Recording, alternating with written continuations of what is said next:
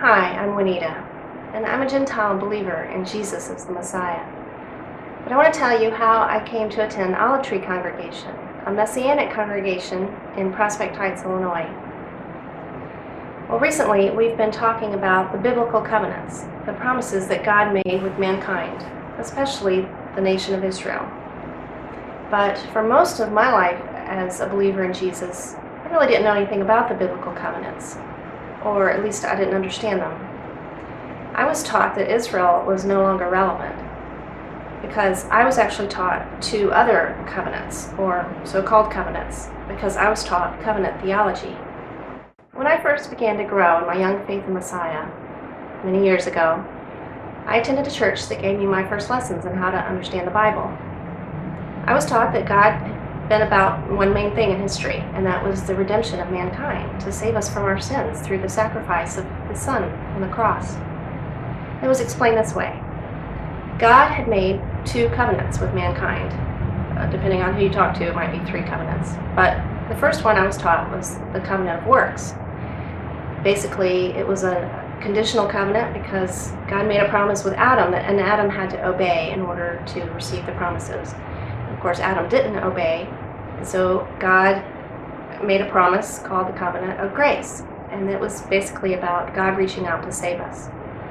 I was taught this covenant theology. It's basically like a pair of glasses through which to view the history of the world and what God's been doing in it. Well, past, present, and future. I didn't know anything really about the biblical covenants, so the covenant of grace sounded pretty good to me. The history of Israel, what God is doing with the Jews, was not on my radar at all, because to some degree or another, those who teach covenant theology teach that the church has replaced Israel in the plan of God. So you can see why some people would also call this replacement theology, especially those who don't agree with it. Dispensational theology is another way of looking at what God has been doing in the world. It's called dispensational because of a word that's in the Bible that means administration or ruling or ordering. This view of history is larger than that of covenant theology, and it goes something like this. God is the king of the world. He created the world. He's ruling it. He is administering His rule.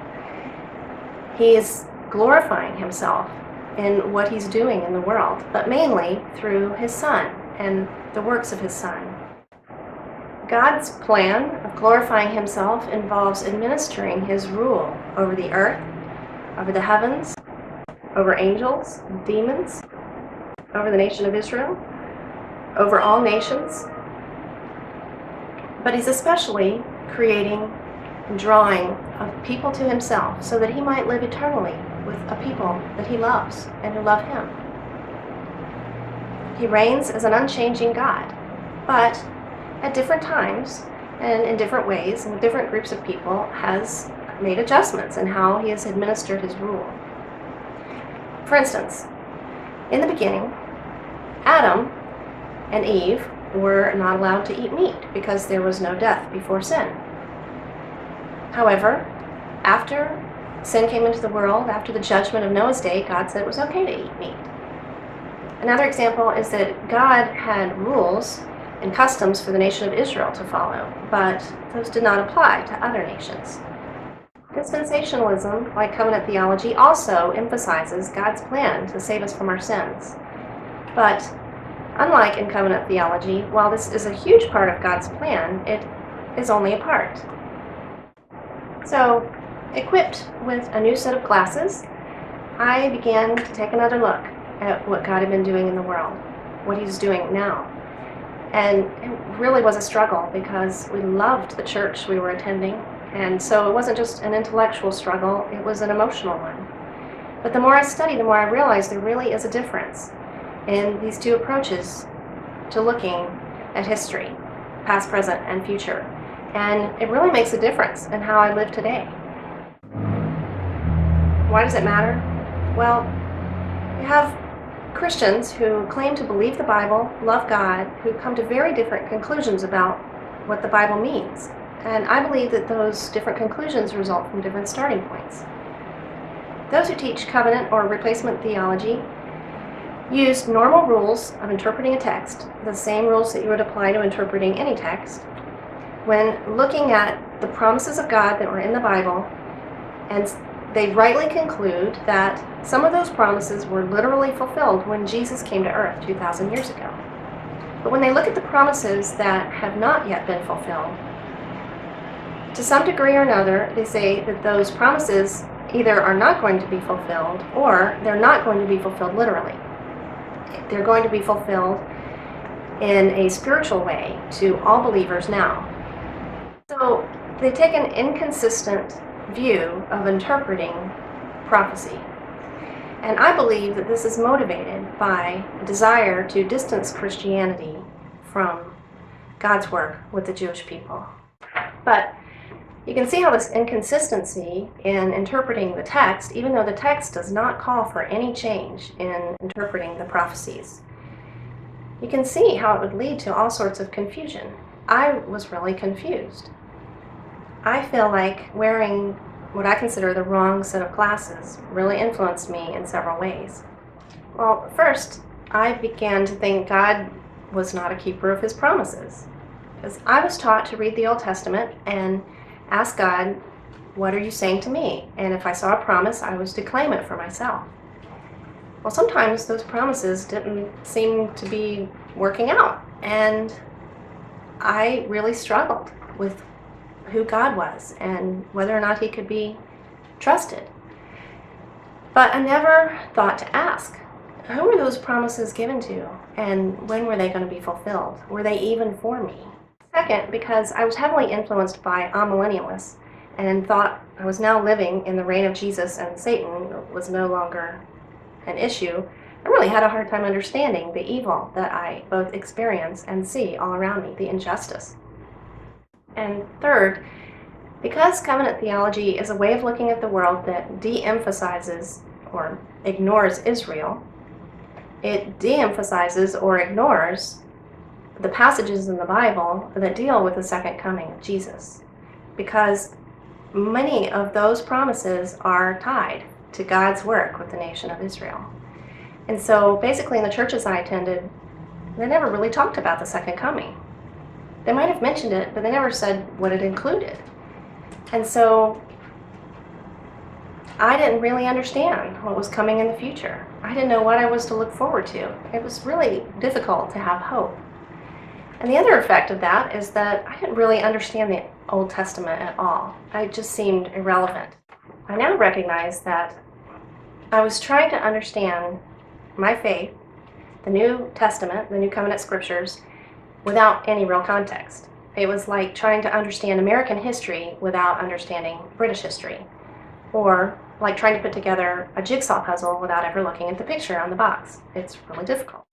My friends who challenged me to take another look at covenant theology, the way I was looking at the world, the way I was looking at the Bible, basically were asking me to try on a new set of glasses.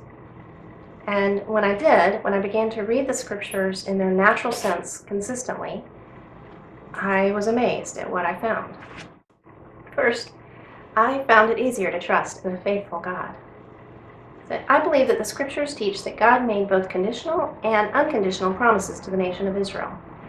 And I believe that those unconditional promises are still going to be fulfilled, even though, as a nation, Israel has rejected God.